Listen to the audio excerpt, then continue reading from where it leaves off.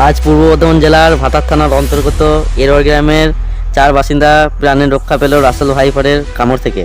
খবর সূত্রে জানা যায় যে আজ সকালে আনারুল শেখ, পরাণ মাঝি, রতন মাঝি এবং থারা মির্জা নামক 4 ব্যক্তি বামসই গ্রামের মাঠে সরু কেলেনের ডানা পরিষ্কার করবার সময় এই ঘটনাটি ঘটে।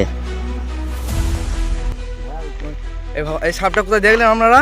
আমরা এই বামসরে তারা ক্যালেন্ডার পরিষ্কার করতে এসেছিলাম, দেখলাম আমরা সাপ করতে করতে দেখছি সাপটা আমাদের গায়ের ওপর দিয়ে চলে গেল।